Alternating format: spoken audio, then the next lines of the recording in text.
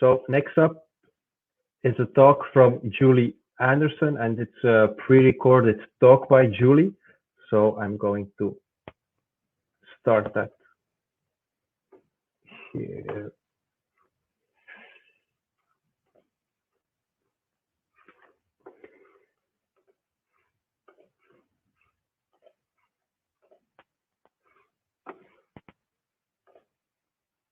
Hi, I'm Julie Gunderson, and I'm here today to talk about how you can't buy DevOps.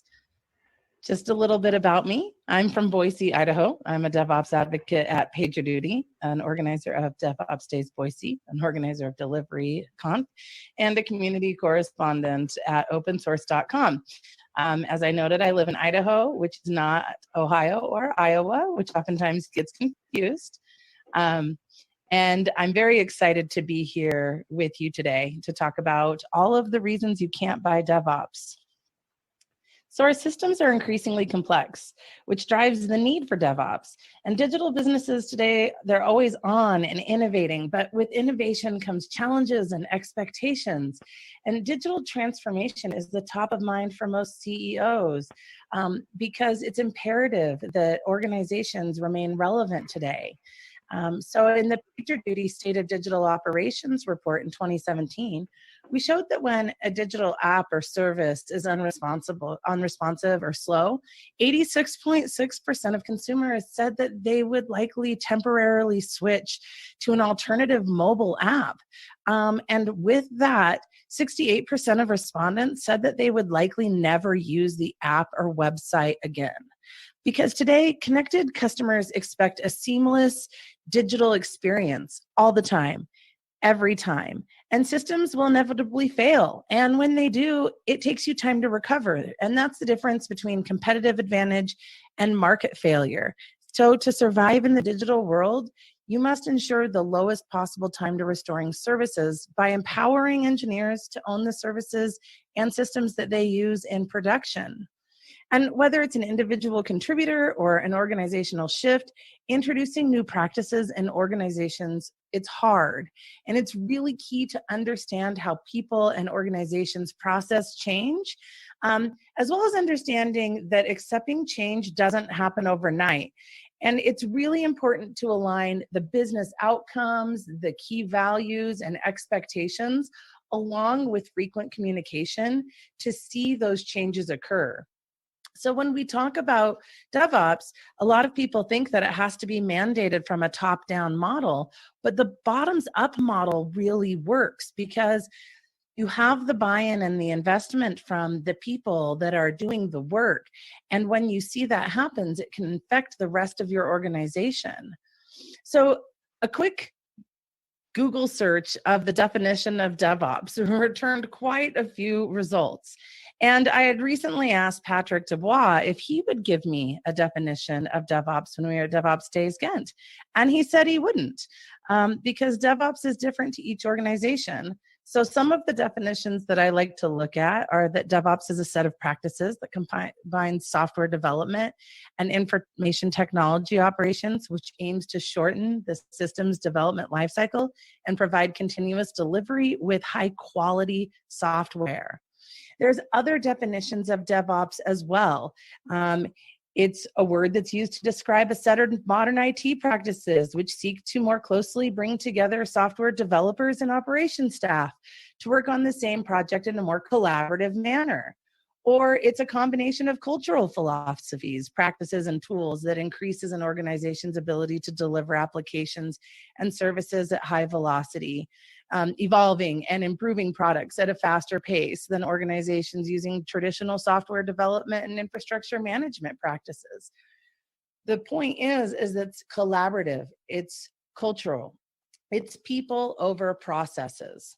So I recently took some DevOps self-assessments, and I tried to answer as if I was the perfect organization. And with the exception of the Microsoft DevOps self-assessment, the rest of the ones that I took tried to push me to buy a product. Their product would solve all of my DevOps needs. I just needed to talk to one of their salesperson. In just 10 simple questions, they could tell me where I was on my journey. The assessment that I found that I really liked was at devopsassessment.net. One of the reasons that I liked this assessment was because it gave me links and resources and reading to really understand where my organization maybe fell short and what areas of improvement we could have. Because at the end of the day, you can't purchase culture with a credit card. You have to actually invest in people and processes and tools. And you can't buy your way or label your way into DevOps. So, what is DevOps? With all the options, where do you start? Let's talk about what DevOps is not.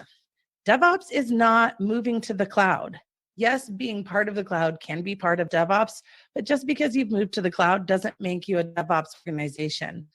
DevOps is not a team of siloed people way off on an island on their own, away from the rest of the organization. DevOps is not doing away with the ops team. And DevOps is not a prescriptive checklist. From the Accelerate State of DevOps report, one of the things that they say is many organizations wanting to adopt DevOps look for a set of prescriptive steps or best practices to guide their journey. However, every organization is different, and which practices to adopt depends on the current state of the organization, including the state of its technology, culture, and processes. And in short, long-term goals. You can't just click a button. DevOps isn't just downloadable. It's not that easy. But let's talk about some of the things that are behind DevOps and what it is. DevOps is really people over processes and culture. And there are many types of culture. Within DevOps, we're going to reference the Western cultural model. The Accelerate Science of DevOps report by Nicole Forsgren, Jez Humble, and Gene Kim is a great place to start. And one of the things that they talk about is the Western cultural model.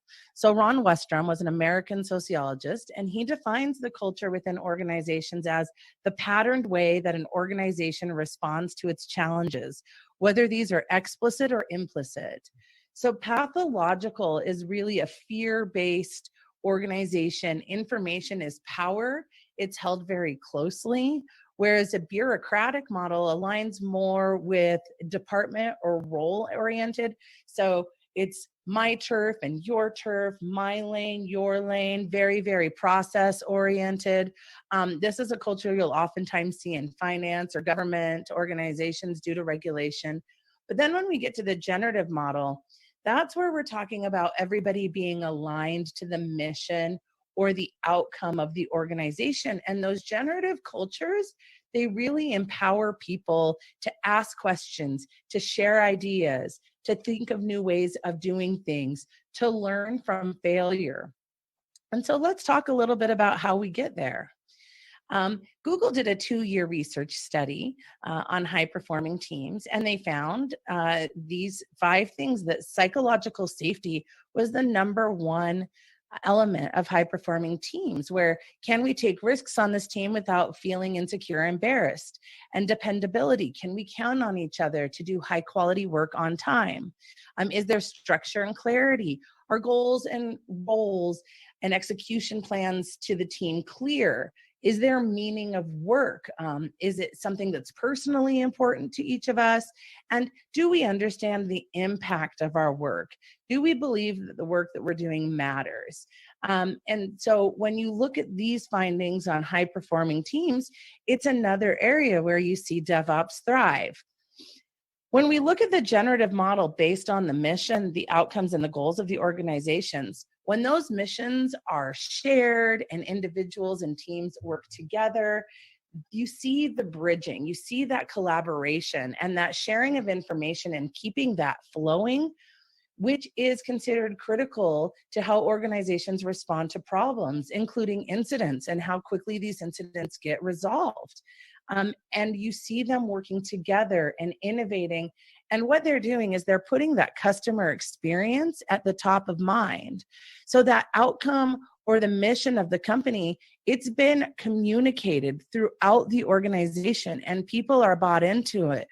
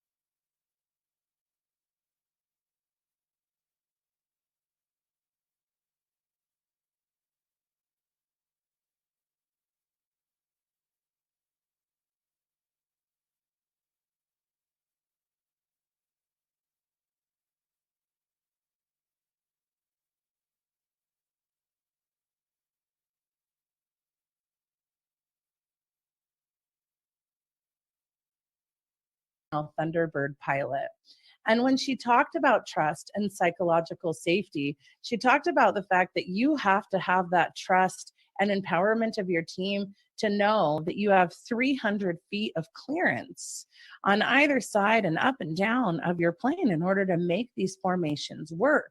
Because psychological safety and that trust, it extends to any organization. And a culture that values psychological safety, trust, and respect contributes to productivity by letting employees focus on solving problems and getting their work done rather than politics and infighting, which brings us back to that Western model, because fostering that blameless culture alleviates challenges associated with the ways of working. Again, going back to the Accelerate State of DevOps report, Dora affirmed previous research done by Google on the effects of psychological and safety and performance.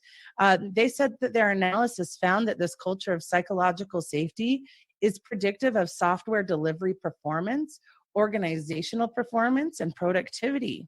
And these results indicate that teams with a culture of trust and psychological safety with meaningful work and clarity see significant benefits. And you want to embrace failure, because being willing to fail and ask questions, that's creating that learning organization. J. Paul Reed talks about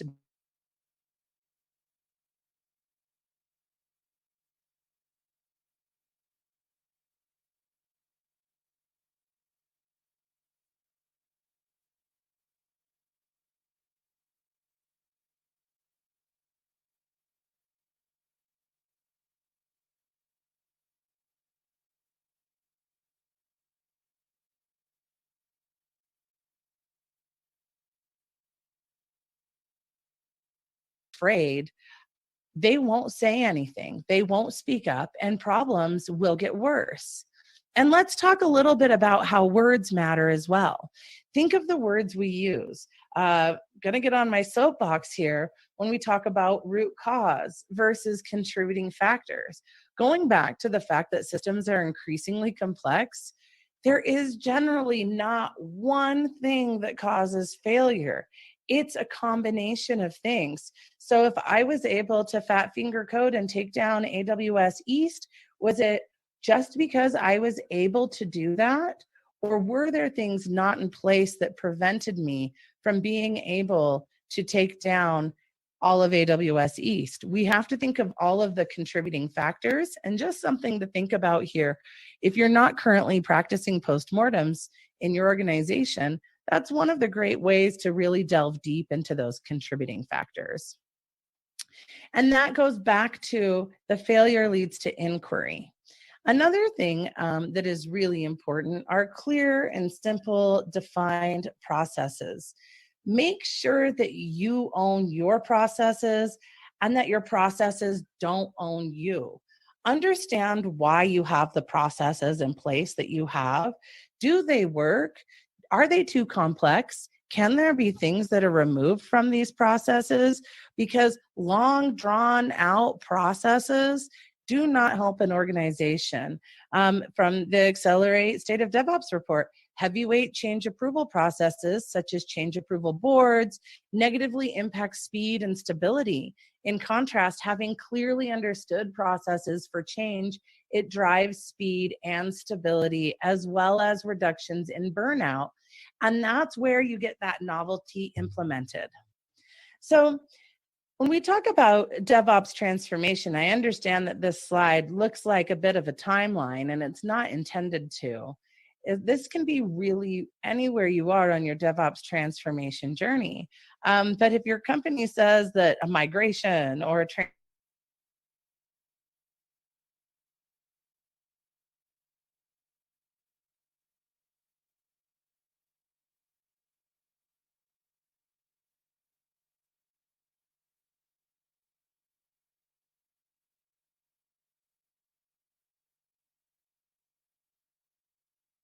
that 100% DevOps, because it is a multi-year journey. So there are different ways that we're thinking about DevOps. Is the release cycle a few times a year? Are you in a hybrid cycle where it's several times a year? Or are you really in that release on demand? If you're kind of in that thinking about DevOps model, you may be very ITIL heavy, very knock driven. Where we see the hybrid model come in is we see that where organizations, they essentially have two operating models within the same organization because they have some very ITIL heavy processes, but they also have their DevOps processes as well that they've grown up with, and now they're trying to function together. And then some teams may be starting to adopt DevOps methodologies when you're thinking about it. But your company DNA and primary operating model in that DevOps elite category, that's where you really are.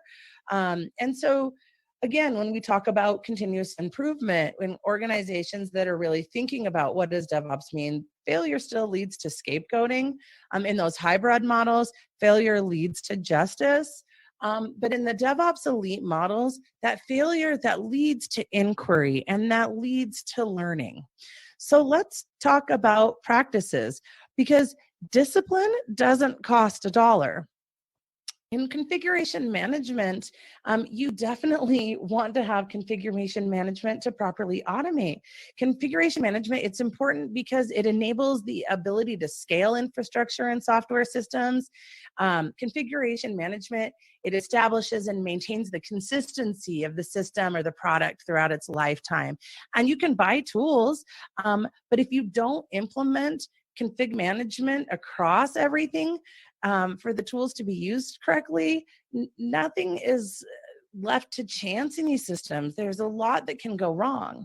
And automate everything that can be automated, because it enables the DevOps objective of that delivering that high quality, frequent releases, fast releases. It is investment. It's investment in the right tools. Anything that you can automate, build, test, deploys, all of that should be automated. And you want to orchestrate these processes. And tooling. Tooling is really important. We do have to have tools, but it's about having useful tools and letting the teams who are using the tools decide on the tools that are being purchased, because there isn't a one size fits all here. There's a lot of tools out there. This is one of my favorite charts, the periodic chart of tools by Zebia Labs. And I was recently speaking at a conference in New Zealand where somebody came up to me afterwards and says, you know what? If there's a tool, we buy it. We buy all the tools. That doesn't actually help in your journey if the tools are not being implemented in the right way by the right teams to their fullest capability. Also, continuous integration. You don't want to spend days or weeks, which takes forever to integrate and make rollbacks hard. Deploy small chunks of code, test along the way, live in short, small branches where you can build the quality in, because that allows for the continuous feedback loops. And use the test-driven deployment methodology. It's a software development process that relies on the repetition of very short development cycle. Requirements are turned into very specific test cases, and then the software is improved to pass new tests only. This is a great methodology for testing. Test often. Automate your testing. Automate your regression testing. Testing should be run against every commit, and because that ensures your reliability and your quality. And also start small. If you're in an organization that's considering adopting DevOps or really looking to move towards that and they don't know where to go, start with a small team. Start with a team who's working on a greenfield project. Start where you can show and prove out success, because once you've shown the success on your team and how that works, other people are going to want to be part of that. And then you want to be able to mentor those other teams and to share the learnings with the other teams. Because for DevOps to work, we've got to have that collaboration and that continuous communication, because that all leads to our continuous improvement. And then I just want to kind of leave with this, which we already talked about, but many organizations wanting to adopt DevOps look for a prescriptive set of steps or best practices to guide their journey. But it's important to remember that every organization is different, and it depends on where you are in your journey, where you are with your tools, your people, your processes, and your culture. And with that, I want to thank you all for taking the time to listen to this talk today. We are still hiring at PagerDuty. If you have any questions, just pop over to this link and you can see any of the job openings. And thank you very much and have a wonderful day.